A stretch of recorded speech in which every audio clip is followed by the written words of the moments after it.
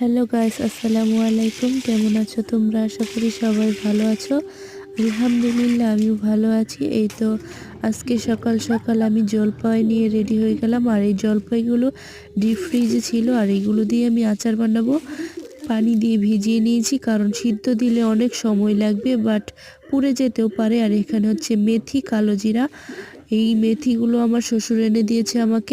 আর আমি কিন্তু ঘরোয়া পদ্ধতিতেই আমার মশলাটা তৈরি করেছি, বাট আমার মশলা বাড়ির গাছের নয়, কিন্তু আমি কিনে এনেছি সব জিনিসই।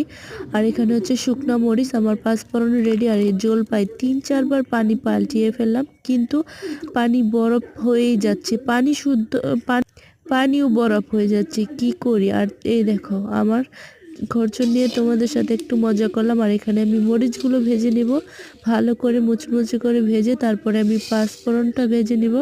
আর এতটা মশলা আমার লাগবে না, বাট আমি মশলা করে ফ্রিজে রেখে দিব, কারণ আমার লাগবে। আর এই জলপাইগুলো সিদ্ধ দিয়ে দিয়েছি, আর এই মশলাগুলো ভেজে মুচমুচে করে মিহি মিহি করে বেটে নিতে হবে।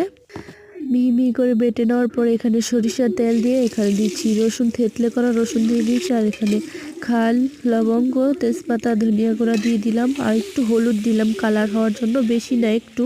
আর এই জলপাইটা দিয়ে ভালো করে লবণ দিয়েছি, এবার চিনি দিয়ে নেড়ে চেড়ে নেব।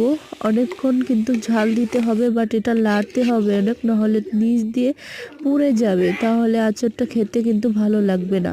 আর এই তো এখানে শুকনো মরিচের গুঁড়া আর পাঁচফোড়ন দিয়ে ভালো করে নেড়ে চেড়ে নেব। আর যদি নাড়াচাড়া ভালো করে না হয় তাহলে নিচ দিয়ে পুড়ে যাবে, এই আচারটা খেতে একদমই ভালো লাগবে না, তিতো তিতো ভাব আসবে একটা, আর গন্ধ আসবে। আর আমার আচারের রেসিপিটা কেমন হয়েছে সবাই কমেন্ট করো।